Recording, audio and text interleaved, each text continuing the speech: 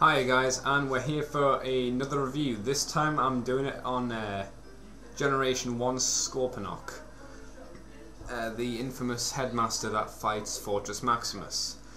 So first I'm going to do what I did for Fortress Maximus, start off small and work my way up to the main figure. So first we have Lord Zarak, which you would have seen if you've seen my Fortress Maximus video as a comparison. And like I said in it, he's a lot more detailed than Spike is, and it's got the same amount of movement as the rest of the figures, the arm joints and the legs. There's not really much to say about him. I would have liked it if I had a bit more colour on his face though, maybe a bit of extra chest detail and paint on it, but you know, you can't help it, especially when this figure can, if you're trying to find him on his own, can go up to 20 quid for that. £20, which is a hell of a lot for something that's that big. Anyway, that's the headmaster. Obviously, to turn him into the head, you just flip it round, and there you go. Oh. It's also, when he's in robot mode, it's supposed to be like that as well, and then you flip that bit up, and there's the head revealed. Not much to that, really. Next we have Fast Track. I think it's Fast Track. The other repaint for Scorponok, if no one knows, is called Black Zarak, where Fast Track is completely gold, well, gold plastic. So Black Zarak, as I've mentioned probably at one point or another in the review, is infamous for his plastic decay, his gold syndrome.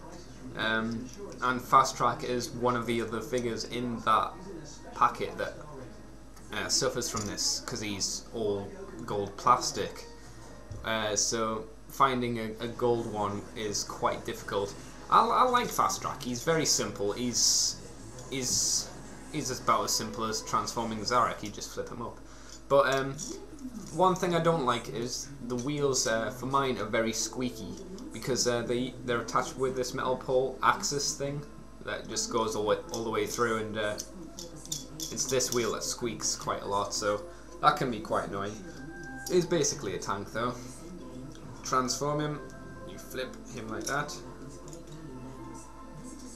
and there you go. That is basically it, Fast Track. Again, it would have been nice to have a little more paint detail on, but because it's an old figure, you can't expect too much from him, I suppose. But he's nice. I mean, the only time you see this guy in the TV series is... Ooh, now this is hard. I think it's in Master Force at some point when Overlord is trying to destroy the Earth with a giant death ray or something like that. Someone out there will know and probably correct me, but he's part of a big army of these and gold ones fighting the Earth, so that's the only time you'll see him. So that's the two small pieces, and we'll move on to Scorponok himself. I'll just pick him up, and here he is in Scorpion mode. I had to pay about 200 quid for this with the box. He's got a few little paint damaged, and these chrome bits can take quite a bit of damage and get yellow around it, unfortunately. But I mean, he's in generally good condition. You can move his claws and his arms, obviously. A little feature about this is the wheels underneath there, if you can see that. When they move, the legs go. It's probably quite hard to see, but if you've got him constantly rolling, his legs do move up and down, so it looks like he's walking. He looks nice for a big Scorpion base. I always this was one of my favourite figures that I've wanted for years and could never find him, because I saw the Rebirth, and I saw Scorponok pick up RC, and I was like, whoa, this guy's awesome. Anyway, he's nice. The only bad thing is he's got this really piddly little tail for a Scorpion. It's really embarrassing. But apart from that, he's quite nice. I'll go ahead and transform him into base mode, and then we'll talk about base mode for a bit. So until then. And here we are, back again with Scorponok. I'm just trying to get this thing on camera, because again, it's quite big.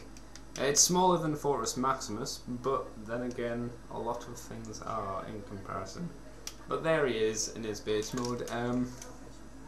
Unfortunately, you do need to add bits on, like the arms, these arms here for the repair bay and the lift arms here. They don't actually fold away, so you need to literally take them off and store them somewhere, so I usually store them in a box. What is nice though is you do have these little rocket areas there, and a feature of the base is you push this little black thing and it raises up the ramp, so I'd assume Fast Track can swish down there as fast as he can. One thing I don't like about this though is the ramp bit for his tail doesn't actually connect anywhere, so unless if you're holding it up like I am, it just kind of flops down, which is a shame really. It does make good use of his gun parts though, for his main weapon, just shoving them into little socket bits, which is quite nice.